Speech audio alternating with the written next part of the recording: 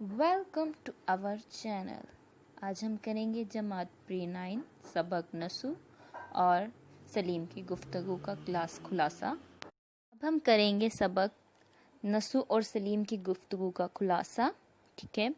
हैज़े की बीमारी में मुब्तला नसू ने जब ख्वाब में अजियत के दिल दहला देने वाले मनाजिर देखे तो बेदार होते ही अपने कुंबे की इस्तिलाह का बेड़ा उठाया और अगले ही रोज छोटे बेटे सलीम को बुला भेजा। सलीम डरता डरता नसू के पास गया।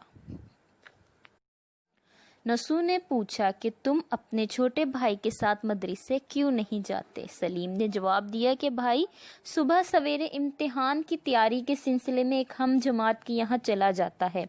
जब मैं मदरसे जाता हूँ तो भाई को वहाँ मौजूद पाता हूँ। घर में बड़े भाई जान के पास हर वक्त गंजफा और शतरंज होती है, जिसकी वजह से पढ़ना कदरे मुश्किल हो जाता है।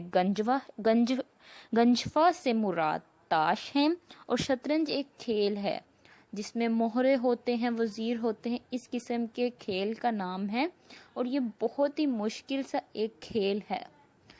बहुत ही दिमाग से जो खेला जाने वाला खेल है उसे शतरंज कहा जाता है। ठीक है। नसू ने सलीम से पूछा कि क्या तुम भी शतरंज खेलते हो? तो जवाब मिला कि बस मोहरे पहचानता हूँ और चालें जानता हूँ, मगर खेलने का इत्तेफाक नहीं हुआ। दरअसल गंजफा और शतरंज तो क्या मेरा किसी खेल में अब दिल नहीं लगता। मगर नसू ने हैरानगी से पूछा कि कुछ भी अरसे कबल मैंने तुम्हें हर तरह के खेल में शिरकत करते हुए देखा है, मगर अब हर खेल से नफरत का सबब क्या है?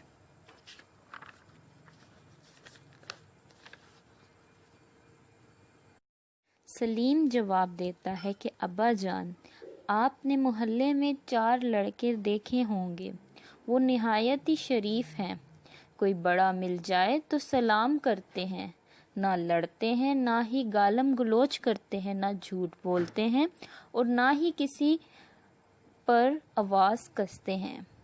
मदरसे में जब आधी छुट्टी होती है तो सीधा मस्जिद चले जाते हैं और वह जमात नमाज अदा करते हैं, जबकि दूसरे शागिर्द जल्दी छुट्टी का फ़ायदा उठाते हुए खेलने जाते हैं। पर ये चारों भाई मस्जिद जाते हैं और अल्लाह की इबादत करते हैं और बाजमात नमाज अदा करते हैं।